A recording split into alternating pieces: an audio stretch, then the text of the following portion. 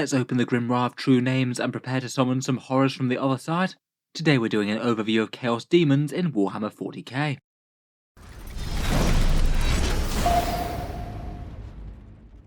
Hello and welcome back to Auspex Tactics, where today I thought we'd talk about demons and how the forces of the four ruinous powers are looking in current Warhammer 40K. Today we're going to do a complete army overview, talk about the faction and how it's been getting on generally, their unique rules including the Warp Storm, go through some of the notable special rules and standout units for each of the four great powers, and finish off by talking about generic units, Be'lakor's army, secondary objectives and allies, and round up with a couple of strong army lists. Loads to talk about, so let's jump straight in.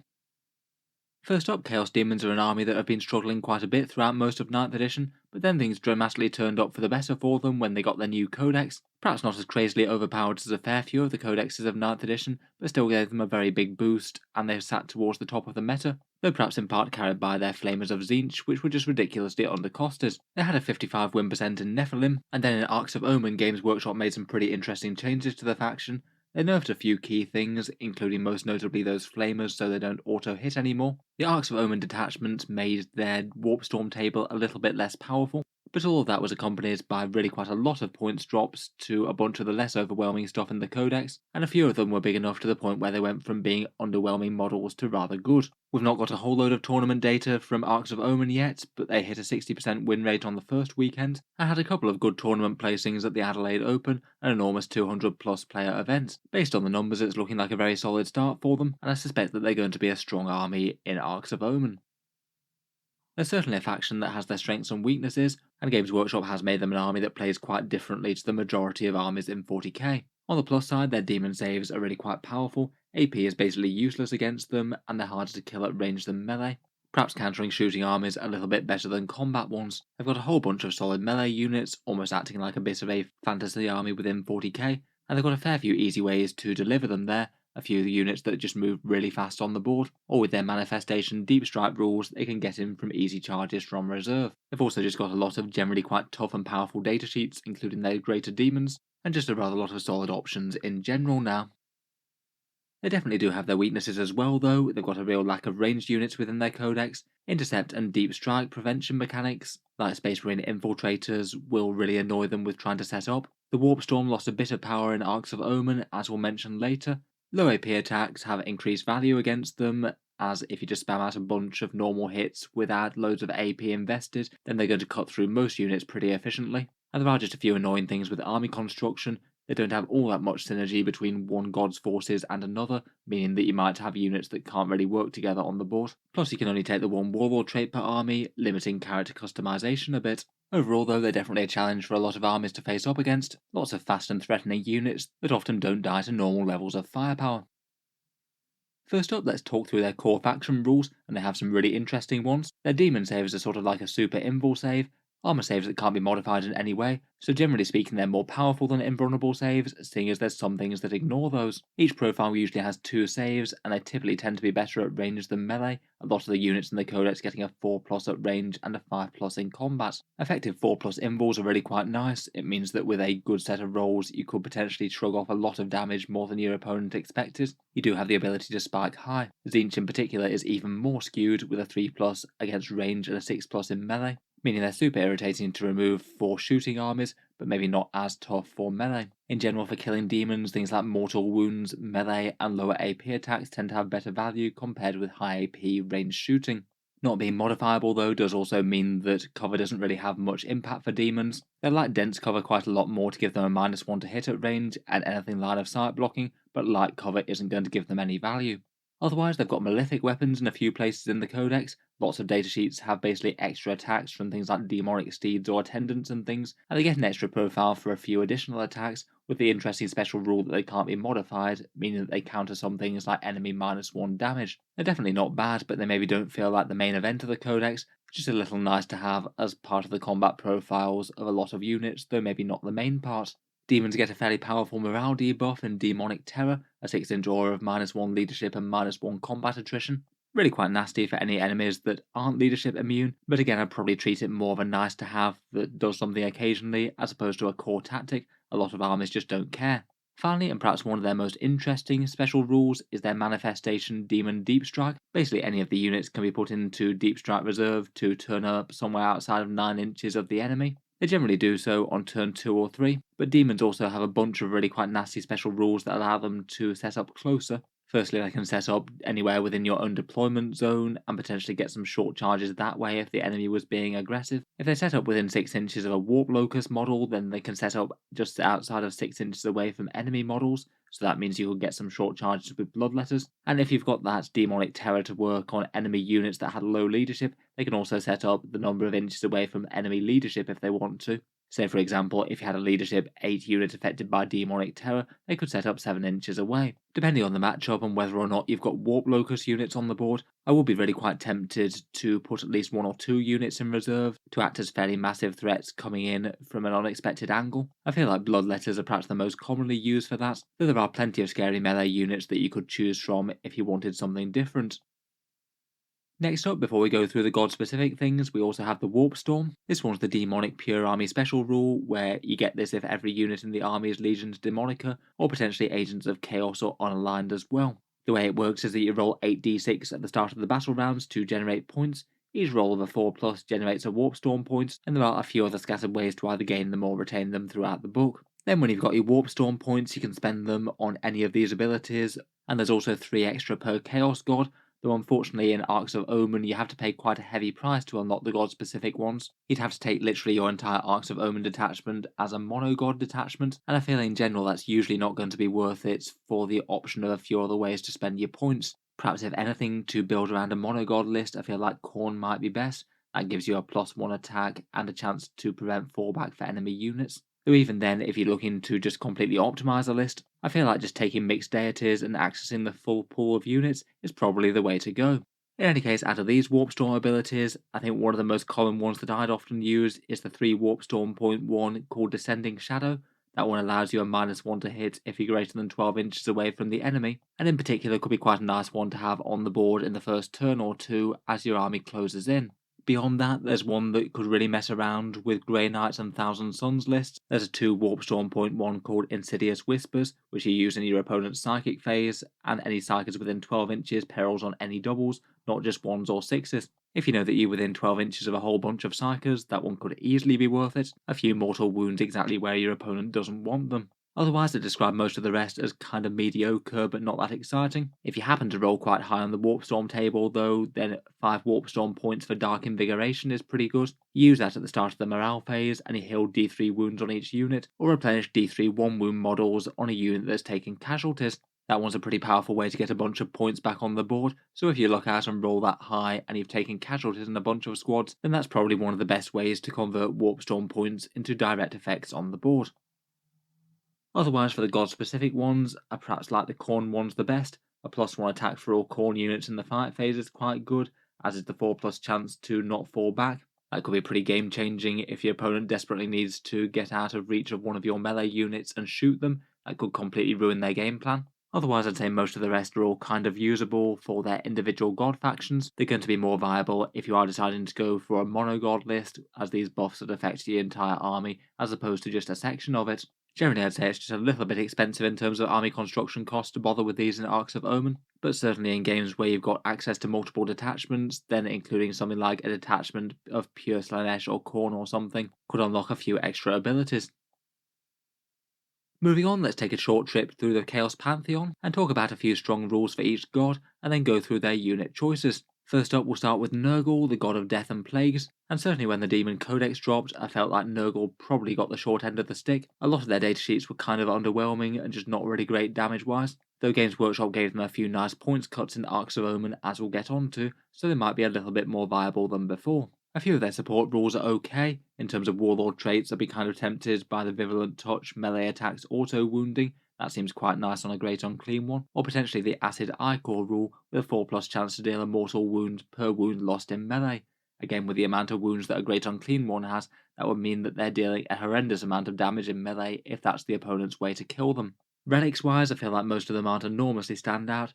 There's the Effluvial Plague Flail with damage 3 and overflowing damage to nearby models. The Tome of 1,000 Poxes to make casts of a 7 undeniable plus Noah psychic power from the Warp Rot discipline. Corruption's not a bad melee one if you want to upgrade your Great Unclean One's melee power. An Endless Gift could give you some wound regeneration as the game goes on. Then out of their stratagem options, for 1 or 2 CP you've basically got Transhuman Physiology for Plaguebearer keyword units. Plaguebearers are toughness 5 now, so it's only going to take effect to a point. You're not going to be turning 2+ to wound into a 4+ too often, but still reactive durability boosts aren't bad. Slime Trail's quite a nice one for the Beasts of Nurgle. I feel like the Beasts are perhaps one of the strongest Nurgle units that they have, and this one prevents enemies falling back on a 4+ from them, which could be very disruptive if you're locked in combat with something that just can't feasibly kill the beast. Finally, if you want a bit more damage out of either Plague Drones or Plague Bearers, then the Plague Banner one's quite good. Mortal wounds on a 6 to wound to a max of 6 in melee. It only affects the Icon units. Finally, for psychic powers, I feel like the Warp Rot discipline for Nurgle is at least fairly good. There's one for a +1 toughness to your own unit, one for -1 toughness to enemy units, one for a +1 damage to melee weapons for a core unit. That one seems quite nice if you want to give it some Plague Drones perhaps, and one that allows you to prevent enemy actions and turn off Obsec. Quite nice to have in the game if, say, they're fighting over an objective with some Plague Bearers. Out of all of these support options, I feel like the Psychic and maybe that Slime Trail stratagem are some of the very best. I feel like a Virulent Touch Great Unclean One is at least a bit more of a melee threat as well, particularly if you combined it with that Corruption Relic. Rules aside, we come to the Nurgle datasheets, and a lot of these dropped in points quite a bit in Arcs of Omen, Games Workshop trying to give Nurgle players a bit of a boost. Plaguebearers dropped twice a lot. I thought they were very overcosted at 150 points, but have now dropped down to 130. A tough OBSEC battle line, but I'd still say they're a little bit behind some of the other troops perhaps. They're definitely solid enough to hold down objectives though, and can take a lot of punishment. I think I'd still likely rate Beasts of Nurgle as perhaps the single strongest Nurgle unit. These guys I think were usable enough at 80 points, and then Games Workshop dropped them down to 70, a number to please the god of plagues there. I think the Beasts of Nurgle are really quite solid. Very tough, very annoying with their regeneration rule, and a stratagem to help keep enemies in melee with the Slime Trail. I feel like these are really quite nice and disruptive units to throw forward onto midfield objectives and things, particularly with their Heroic Intervention Attention Seeker rule. Plague Drones are 40 points, and if you do want to build around Nurgle damage dealing with some core synergies, then they're pretty much the unit that you have to do so. Definitely a lot more efficient at 40 points rather than 45, and I feel like if you did juice them up with a bunch of buffs from characters and things, they would get quite scary. Finally, for the Nurgle Battle Line units, just for 60 points, Nurglings I think are quite nice. They're a forward deploy unit, so you can start on midfield objectives and just be generally annoying. I suspect you don't really want too many of them, but just 1 or 2 units to cause problems and maybe hide out of line of sight on midfield terrain. It could give you a fair bit of utility and making the enemy have to try and deal with them. They don't get objectives secured anymore though, which does make them a little bit less valuable. Finally, with the Demon HQ section, just in general, it's ridiculously congested, with about half the datasheets in the Codex being HQs. Perhaps for some of the most standout ones for the Nurgle Demons, and maybe the Great Unclean One and the Poxbringer. The Great Unclean One drops down from 300 points to 280, a lot more usable at that points level I think. If you give him Corruption and the Auto Wounds Warlord trait, then you've both got a unit that's very tough and also very scarily fighty too. And I feel like the 30 point upgrade for -1 damage in melee is pretty interesting too, making him yet more painful to remove from the board. Otherwise I might be most tempted by a Poxbringer for some okay psychic buffs, and a cheap Herald for some rerolls for some Plague Drones or some Plague Bearers. Overall I'd say that Nurgle's a little bit less far behind than it was before, though I'm still not sure it's one of the strongest gods. Out of all their options I feel like the Beasts of Nurgle and the Nurglings are perhaps the most standout. Moving on, we've got some Blood for the Blood God with Khorne. In general, after a very long time of being kind of underwhelming on the battlefield, I'd argue that perhaps Khorne might be the strongest out of the Chaos Gods right now. The vast majority of the datasheets are really quite usable, and bring some raw melee power and general might to the Codex. For Warlord traits and relics, I feel like there's a couple of really standout choices. Warlord traits in particular, there's a 5+ Feel No Pain one, which is pretty excellent on a Bloodthirster.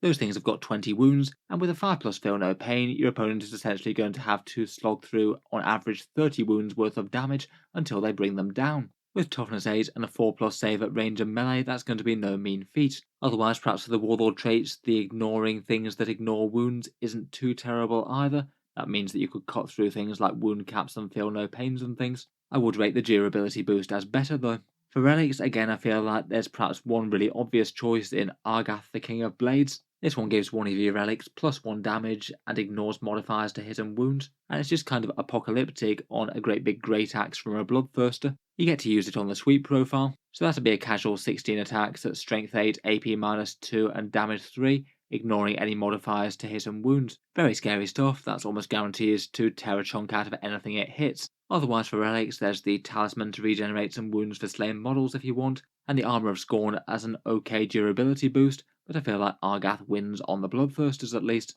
Finally, we've just got the stratagems, as Khorne cares not for Psychers. Out of the Khorne section, I feel like perhaps the two most useful are the 1 command point for the 3d6 and drop the lowest charge for an Icon unit. That one's just particularly good for Bloodletters or Blood Crushers coming out of Deep Strike Reserve. Incredibly reliable charges, particularly if you're getting close to the enemy with Warp Locus or something. The other one I really quite like is the 1 command point for 4+ to automatically deny psychic power on a 3+ if you happen to be within 12 inches of Fleshhounds. Quite nice to have if the enemy is trying to do some psychic actions and things, or just turn off one key power like say Eldari trying to doom you. Moving on to the Khorne units, and it's almost entirely good news here I think. I feel like almost across the board they're very usable or outright good. Bloodletters are 130 points for 10, they give you 2 strength 5, damage 2 attacks each. And as I mentioned before, I feel like they're perhaps one of the better units for arriving out of Manifestation Deep Strike and using Warp Locus or the Leadership debuff to get really close and hit the enemy from reserve. If they can get close to any Heralds later on though, then they can get some very big buffs from them. Lots of ways to make them hit harder. Blood Crushers I think were pretty much flat out competed by them before, but now are a bit more interesting at 40 points. They dropped 5 in Arcs of Omen. I'm still not sure they necessarily outcompete Bloodletters, but are perhaps a bit harder to take down in return with toughness 5 and 4 wounds. Fleshhounds got an enormous buff in Arcs of Omen, dropping 4 points down to 15. I feel like they're now a bit of a powerhouse unit of the Codex. 15 points is just very good for both the toughness, speed, and damage that they can do. They've got 2 wounds at toughness 4 with a 4+ demon save. They move at big 12 inches, and they hit home with 3 strength 5, AP 2 and damage 2 attacks on the charge. Massively efficient for 15 points, I feel like the vast majority of competitive demon lists might well be running at least some. Finally for the Khorne battle line, the Skull Cannon's only 90 points now, again that dropped 10, and at that cost I think is a very efficient shooting unit all around. D3 plus 3 shots at strength 8, AP 2 and damage 2, and a melee profile that's going to be fairly threatening to the vast majority of enemies trying to approach it. Otherwise, for HQ choices, I feel like the Bloodthirster is one of the strongest greater demons, 310 points, and if you're going for a very Khorne themed army and you want to make him your warlord, I would probably take the 5+ Feel No Pain and Argath King of Blades. Take that with a great axe, then you've got a very tough and very threatening combat unit to bound around the board smashing things. I'd be quite tempted by that durability exalted reward that means that he can take no more than 8 wounds in a single phase as well. That'll give him a decent amount of insurance against just being gunned straight off the board by focused enemy fire.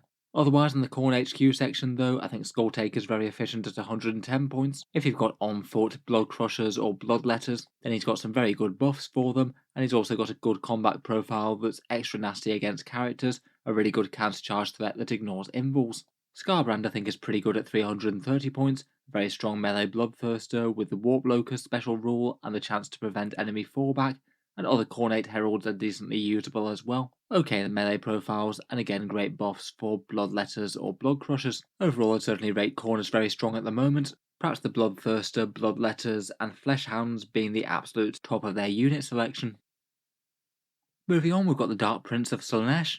Again, I'd say kind of like Nurgle, a little bit underwhelming on the initial Codex drop, though they have got a few points improvements. Perhaps at the moment I'd rate Demonettes and Fiends as being some of their standout units. They do have a few good supporting Heralds as well. In terms of their Codex support, I'd say that their Warlord traits and relics maybe aren't enormously strong. The Warlord traits have got a few options for various different fighting buffs, rerolling all hits, 5 pluses to wound ignoring invuls, or plus D3 attacks on the charge. All okay, but maybe not crazy. And then for their relics, again a few things that are pretty usable, but not crazily exciting. Soul Steel, a sword that can heal wounds per slain model that you kill, and some boosted snapping claws for a Keeper of Secrets or a better living whip. Really though, I feel like their better power is in their stratagems and psychic powers. For their stratagems, they can get an extra pip of AP on 6s to wound for Demonettes, but in particular just far greater than any of their other stratagems. I feel like the Rapture standard is pretty amazing on Demonettes. A 1 command point melee boost to allow your Demonettes to reroll all failed hit rolls, a massive damage boost for the squad. Then I feel like the Soul Stain discipline of Slaanesh really is very good in the Codex, Perhaps Hysterical Frenzy might be one of the single best psychic powers. A Warp Charge 7/1 for +1 attack and exploding 6s to hit for a core unit. A massive power boost to either Demonettes or Fiends. Usually if you manage to cast that, you're going to be getting a 50% or greater damage buff. Spectacular for one psychic spell. Otherwise, Delightful Agonies for 5+ Feel No Pain is very good. Always nice to make one unit just super hard to remove from the board. And they've also got several psychic powers and a nice melee debuff, though I feel like they're maybe a bit second fiddle to these first two. Overall, out of their supporting rules, I'd be most tempted by that 1 command point Rapturous standard stratagem, and then Hysterical Frenzy and Delightful Agonies out of the psychic powers. Then moving on to the Slaanesh units themselves. Demonettes are 120 points for 10, and I feel like they're one of the more solid demon troops choices. Objective secured with a 10-inch move is generally quite good, and they hit home with really quite a lot of attacks at AP -2 and Strength 4, and as mentioned have some very nice access to some easy buffs with things like Hysterical Frenzy, reroll all hits, and the Transweaver, which we'll get onto. Otherwise, I feel like the other really standout units for Demonettes might be the Fiends of Slaanesh.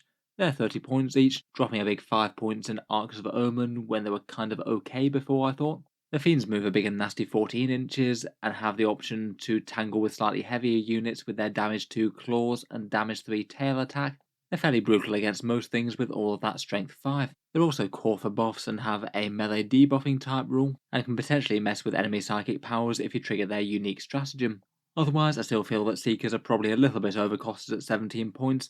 They are ridiculously fast, but unlike Fiends they don't have the Beast keyword, meaning they have to go around terrain, not through it, and overall I would still rate the Fiends as better. The Chariots I do quite like though, very cheap for the wounds that you put on the table at 65 to 85, again they're very fast, and a fairly solid amount of irritating damage. I do quite like the Hellflare for the Malefic Blade attacks that it gets, with a whole bunch of them on the charge. Quite nice, cheap and expendable, maybe not too bad for throwing onto objectives and things. In the HQ section, the Demons of Slaanesh have access to a couple of really nice heralds. The Transweaver I think is very efficient at 70 points, that gets you one of the psychic powers for nice and cheap without much investment, and also really amps up any core Slaanesh melee as well, making Demonettes or Fiends AP -3, and granting an aura of reroll 1s to wound for core units. If you add Hysterical Frenzy into the mix with that, then you have a unit that might well double the damage of a unit of Demonettes against a given target, and they could also be used for things like psychic actions if it made sense for the mission. The other herald that I think is very strong is the Infernal Enrapturist for 80 points. She just brings an awful lot for the cost with her Disturbing Heartman.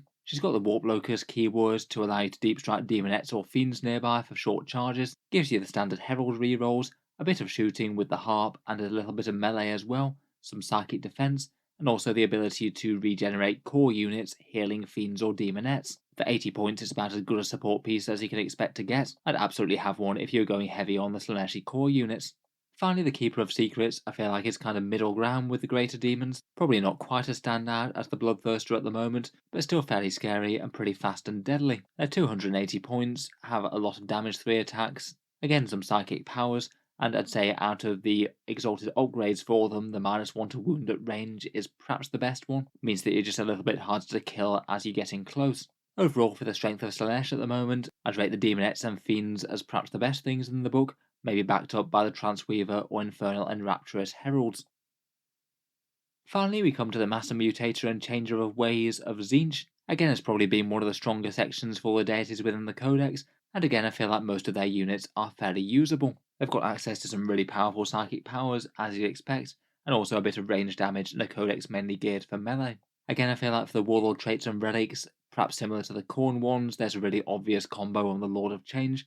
-1 to wound from an incorporeal form is very good, and the Impossible Robe is a very nice durability relic, allowing you to negate one failed save per phase, and you can choose to save it for an attack that's really big and meaningful, rather than having to take it on the first one like other units. Between those two and the Demon Invul save of the Lord of Change, I feel like you've got a unit that's just going to really struggle to die at long range unless the enemy focuses most of their army on the model, though with a 6+ save in combat that's going to unravel a bit if you get close.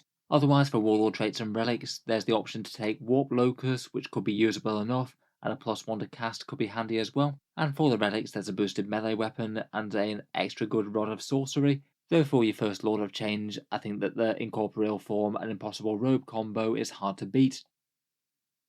Moving on to stratagems and psychic powers, and for 1 command point you can get a +1 to Screamers for their Lamprey Bite, biting into tougher targets. Nice and predictable damage dealing there, going to be useful against most things with their medium strength profile. There's a 1 command point 1 for an extra cast, rarely going to be a bad thing if you're throwing smite down range in addition to your regular attacks, and perhaps out of any of their stratagems, the single best one might be the 1 or 2 command point 1 to teleport a character around the board. It can get a herald or something to right where you need it to unleash some witchfires on a safe enemy unit. It costs 2 command points with a Lord of Change, but that can put a massive and durable threat where the enemy least expects it. Finally, we've got the psychic powers, and it's quite good to see the Tzeentch ones being extra vicious in the codex. On a Lord of Change, I'd be very tempted to pick up Bolt of Change and Infernal Gateway, two really good mortal wound psychic powers that need to be cast on fairly high values, but the Lord of Change's casting buff will usually get them there. Bolt of Change averages 3 mortal wounds and more if you manage to kill any enemies, and Infernal Gateway is the splash damage one where you deal d3 mortal wounds to your main target, and then a further d3 to any enemy units within 3 of that one. Definitely has big potential to punish any bunched up enemy formations. You could be getting a crazy amount of mortal wounds out of that, particularly with Master Mutator. Otherwise, for slightly more buffing powers, there's Boon of Change for extra strength, toughness, or a 2+ move. You get to choose on a 9+, and Infernal Flames, which is a ranged boosting one. That one gives you a +1 to wound at range. I still think it's particularly nice on Flamers, even with their reduced profile. Overall, out of these, if you're going heavy on the Tzeentch units, I'd be tempted by the -1 to wound and Impossible Robe on a Lord of Change. Probably make fairly heavy use of that teleporting character ability. I'd quite like to have multiple of the psychic powers in play, certainly the 2 Witchfires with the big mortal wound damage, and depending on the rest of the units that you wanted to support, both Boon and Infernal Flames seem good.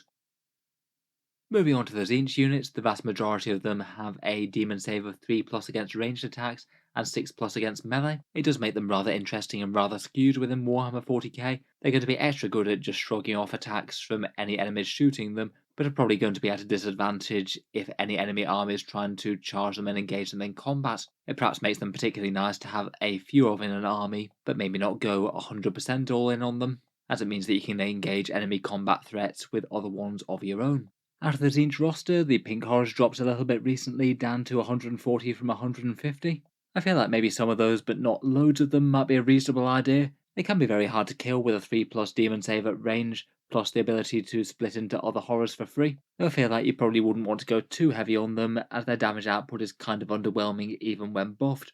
Blue horrors are 70 points for 10, potentially cheap chaff to camp on objectives and things, though I feel like they're a bit subpar now. You no longer need to absolutely fill troop slots if you don't want to, and these guys don't have Obsec and can't do actions, so they do have their downsides. Screamers and Flamers are both 25 points per model. Screamers got a fair bit cheaper at Arcs of Omen, and they are just ridiculously fast with their 16-inch move and a good melee profile that takes chunks out of Space Marines particularly nicely. I feel like they're looking fairly strong at that points cost, though I feel they're maybe just a little bit of a unit that needs a touch more skill to use. Their 6+ demon invul save in combat will mean that they get hit back fairly hard.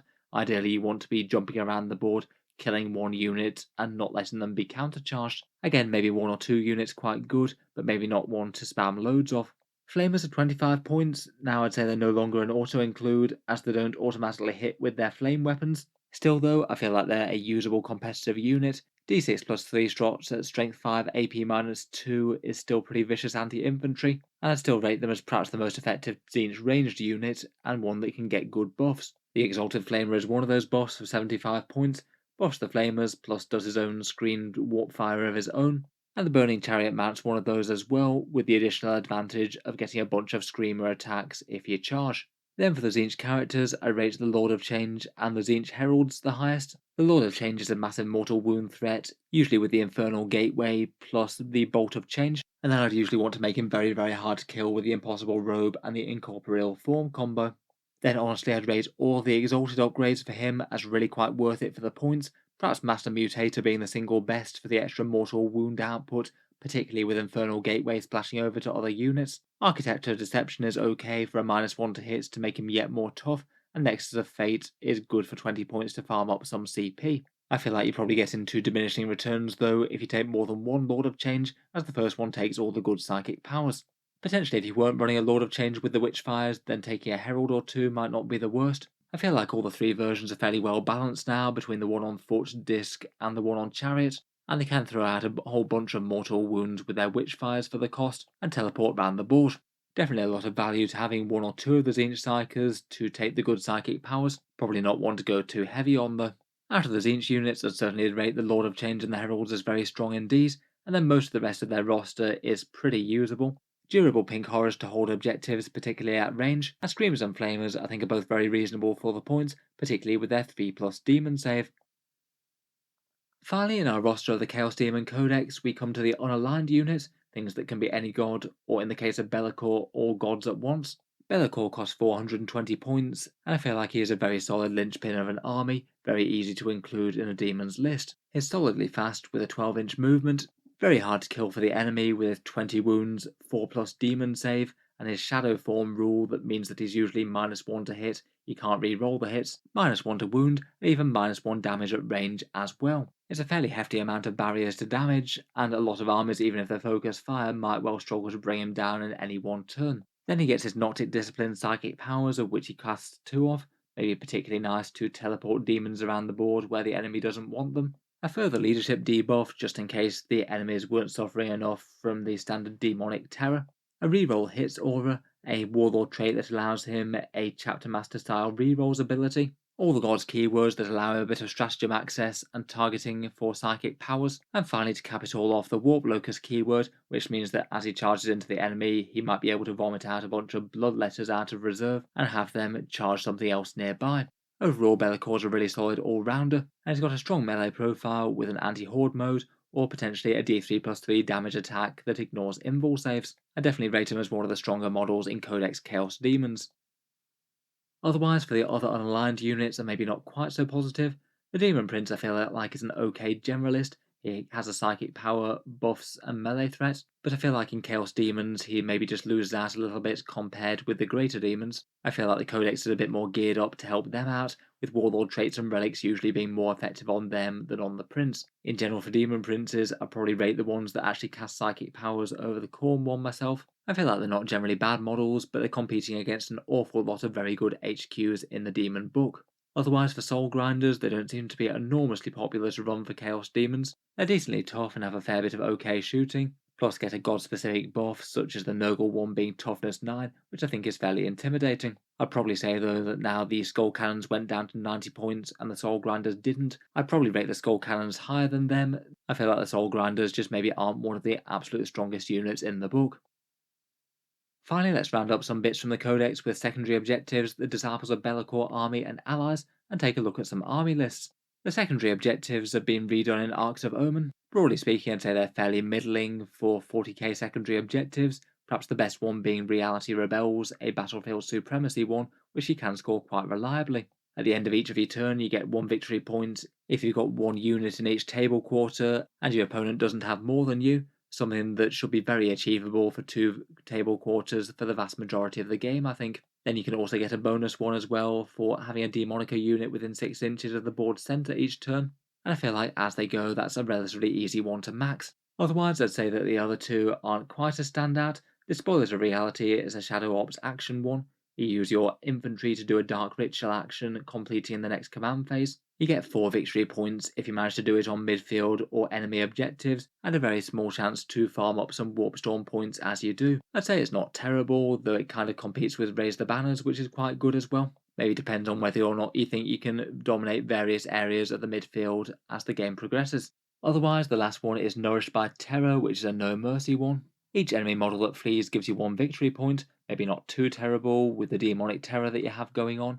Plus also, each time you kill an enemy unit, you roll 2d6 versus their leadership. If you roll higher, then you get a further victory point. Again, I would rate this one as pretty usable, and in the right matchup could be quite good. Against the majority of armies in 40k though, I feel like it's not going to be the best. There's just so many things out there that have good leadership resistant rules, or basically ignore the mechanic entirely. In general, out of these, I'd take Reality Rebels as the primary one. The Spoilers of Reality or Raise the Banners seems like a pretty reasonable one to go for after that, and then I'd weigh up Nourished by Terror versus the other generic book ones, maybe things like Mental Interrogation or Warp Ritual if they make sense. Next up, Codex Chaos Daemons also includes the option for an Army of Renown, the Disciples of Be'lakor. This one's the Be'lakor specific army where you have the Dark Master himself as your warlord, and then you get the option in Arcs of Omen to include an allied patrol detachment of Chaos Space Marines, plus a Korvax Knight if you want one. In general, I'd rate this as a fun way to run Chaos Daemons. I feel like it can be fairly powerful if you build towards it, though probably isn't quite as strong as just having full access to all the Chaos Daemon units, including Be'lakor if you want him. The main drawbacks of the formation are that you can't take any Greater Demons, any Demon Princes, Demon Engines, Cult Chaos Space Marines, and no Chaos Marks for the Heretic Astartes. You also have to take an even balance of the Chaos Demons from the 4 different gods, so you can't have one god overwhelm your forces by any amount. Maybe not the worst though, I feel like all the gods do have better options than they did before now. The biggest options that it grants are access to the Noctic discipline. Your psychics can take psychic powers from that, maybe particularly interesting are things like Shrouded Step for teleporting infantry units around the board, and quite a nice one to debuff enemy melee attacks with a -1 to wound and -1 AP. Wreathed in Shades is useful enough as well. Your unit can't be shot unless it's closest, could be handy enough to protect units doing actions and things. I feel like these are a fair enough draw to running the army. I suspect you might want one other cycle with Noctic discipline powers aside to Be'lakor, as he'd be taking some of the powers for himself. Otherwise, having access to a bunch of stratagems is quite handy. Codex Chaos Demons doesn't usually have any generic ones, so these are usable enough. There's 2 different interesting buffs where you can pick a bunch of options for Chaos Space Marines near demons. There's one that might allow you to regenerate some slain demons if enemies flee within 6 inches if you think they're going to fail some big morale tests. And I feel like perhaps the single most useful one might be the 2 command point Blessing of Be'lakor one, where you get to turn a failed save into damage 0. Could be handy enough on most things, but I feel like it's going to be most useful on Be'lakor himself. Say if he takes the damage D3 plus 3 attack or something after chewing through all of those barriers to damage, making it just go away could be kind of painful for the opponent. Finally, you do get the option to ally Chaos Space Marines with demons. Most of the time you don't now have the option to ally a minor force of Chaos Marines with demons. It's usually the other way around, so that's kind of interesting. Though the Chaos Space Marines have to replace their Legion trait with a -1 to hit at greater than 12 inches and +1 to combat attrition. It sounds like in Arcs of Omen as well that there might be a slightly gamey exemption that allows you to ignore martial legacy penalties for things like Relic Contempt to Dreadnoughts, though I'm not really sure how much use that is in practical terms. Overall, I feel like it's quite a fun and flexible allied Chaos army. I think it does have the potential to be solid enough and bring quite a lot of the strengths of both the Chaos Space Marine and Demons Codex together, but for the most part, the sum of its parts are probably going to add up to either weaker than Chaos Space Marines on their own or Chaos Demons on their own. I certainly haven't seen a lot of people running it. Finally, before we look at a couple of demon army lists, we've got some allies. In Arcs of Omen, the only allies that demons can obtain are Chaos Knights. I feel like out of the Chaos Knights, the ones that I'd be most tempted by will be the Wardog Executioners or Brigands to add a bit of ranged firepower to the army. Both of those are really quite efficient. They're fairly fast moving as well, and count as objectives secured with 5 models, so it could be fairly nice for hanging around home field objectives, potentially pushing out to midfield ones in a pinch if you desperately needed to take them later in the game. They're quite nice now that you can take them completely command point free in Arcs of Omen. And in terms of further choices beyond that, I'd be quite tempted by that Tzeentch Mirror of Fates upgrade that allows you to farm some command points on a 5+ each time your opponent spends one. And if you were picking a Dreadblade trait, I feel like a few of them are usable, but perhaps that +1 to hit against monsters and vehicles is particularly nice. It just makes their firepower solidly better against certain targets. I guess they'd probably be competing against Skull Cannons for that sort of role. The Skull Cannons are a fair bit cheaper and have a bit more melee. The Knights are a fair bit faster and have the objectives secured, so I think you could make arguments for both. Otherwise, within Chaos allies in general, it tends to be the demons being the ones that are allied rather than the ones that ally other things these days. And I feel like you could make some arguments for adding a bunch of things to various different Chaos armies, perhaps Chaos Space Marines that aren't god aligned having the pick of the best units. They have to take no more than a quarter of the army in power level if you don't want it to break army-wide special rules like the Chaos Space Marine Wanton rules, and you do lose out on a few demonic things like the Warp Storm and certain options for setting up closer and deep strike, but despite that I feel like there's still enough choices to add some units to the right army. Just anything that's very efficient full stop in the Chaos Demons Codex is a fair candidate. Say things like a Bloodthirster, a Tzeentch Psycho with the big mortal wound powers, Beast of Nurgle for some annoying durability and disruption, or perhaps some fast moving Fleshhounds, solid units all around and helping out with the Psychic Denial stratagem. A couple of units also have some nice Warp Locust synergy as well. Say for example a Khorne Lord of Skulls or Master of Possession being able to throw down some Bloodletters at close range if they need to. That could also be a pretty interesting option. Finally, I thought we'd round up by just putting things together and taking a look at a couple of competitive army lists run recently in Arcs of Omen at the Adelaide Open. The first of which is this one that placed 5th by Matt Morrisoli, running an Arcs of Omen detachment with the Elite's focus. The list is led by a Bloodthirster with the Great Axe with Argath, and taking the Indomitable Onslaught's Exalted trait, the one that prevents him from losing more than 8 wounds. He isn't the Warlord though, so doesn't have the Feel No Pain. Instead, the Warlord trait is given to the Lord of Change, taking the Incorporeal form and the Impossible Robe combo. Ridiculously hard to kill, and also being able to throw out extra mortal wounds with Master Mutator, particularly nice with Infernal Gateway and splash damage. Besides that, he's also got the Bolt of Change for more mortals, and Boon of Change to buffer units, potentially himself with extra toughness, or I guess maybe the Horrors or Flamers in a pinch. Finally, in the HQ slot, there's a Transweaver with Hysterical Frenzy, a Herald of Slaanesh that can make one of the core units just hit massively harder, plus 1 attack and exploding 6s from the Psychic power, plus extra AP and rerolls from her core abilities. Both the Demonettes and the Fiends could make good use of all that. Speaking of which, getting into the actual battle line units, there's 2 units of Demonettes with some fast moving objectives secured and a whole flurry of damage 1 attacks, and a unit of 10 Bloodletters. Wouldn't be too surprised if that was going in Deep Strike Reserve. There's also a unit of Pink Horrors as well. That'd be quite nice for holding down an objective where the enemy isn't likely to get a charge off on you, and being very hard to kill with their split rule. There's then a unit of 3 Nurglings that could take midfield objectives, or maybe even snag extra table quarters early in the game for that Warp Reality secondary. 2 units of 5 Flamers for a bit of close range anti-infantry. It does seem that they're very much not competitively dead despite the big nerf to not auto-hitting.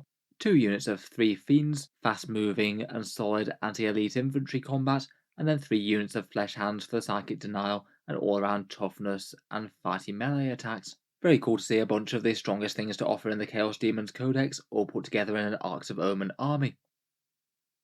Then, just for a different take, we've got another Demons list from the same tournament, this one placing 9th by Joshua Brody. Kind of interesting to see the amount of similar units taken between this one and the other one, though there are a bunch of things that are traded out. There's no Bloodthirster in this one, but there's a Lord of Change, this time taking the Architect of Deception for the -1 to hit over the extra mortal wounds, and he takes the same spells. This time there's 2 Heralds of Slaanesh though, the Transweavers with Hysterical Frenzy and the other with Delightful Agonies. Very nice for buffing those Fiends or Demonettes, could be helpful for Psychic secondaries too. In the troop section it's kind of similar, but trade out the Nurglings for another unit of Bloodletters. We've got 2 units of them, 2 units of Demonettes, and 1 of Pink Horrors once more. Just the 1 unit of 5 Flamers, again 2 units of 3 Fiends, 2 units of 5 Fleshhounds, and then for the more interesting and divergent bits of the list, we've got 2 units of 3 Screamers streaming around the battlefield and going very fast, and then some cheap and general purpose demonic fire support with 3 Skull Cannons, chugging out an average of 15 Strength 8, AP 2 and Damage 2 shots with their guns. Overall, a fair few similarities between the two. Interesting that the choice for the second one was to trade out the big hitting Bloodthirster for a few more fast moving threats in the Screamers and a bunch of fire support in those Skull Cannons. So anyway, I think we'll leave that there for our overview of Chaos Daemons in Warhammer 40k. I think definitely an army to watch going into Arcs of Omen. Looks like they're going to be really strong, and I feel like the Codex just has a bit of an overall better vibe to it now that it's not just carried by fairly broken Screamer units being far too undercosted, and a bunch of their lesser used picks got buffs. Let me know your thoughts though, and if there's any other important options or synergies that are missed, down in the comments below. If you've enjoyed the video and you'd like to see more like this, then feel free to subscribe to Auspex Tactics, or I'll certainly keep the regular 40k videos coming. I do tend to post new things just about every day. Finally, if you have been enjoying all the videos on the channel, I would just like to mention that Auspex Tactics does have a Patreon page as well, and you can find that linked in the video description below if you'd like to help support. Channel patrons do get a fair few advantages, seeing certain videos early, regular votes to see what sort of things happen next on the channel, and automatic entry into the regular prize giveaways with a chance to win some really big model kits each month. If any of that sounds good to you, or you'd just like to help support, the link is down in the video description. In any case, a massive thank you for listening, and I'll hope to see you guys next time.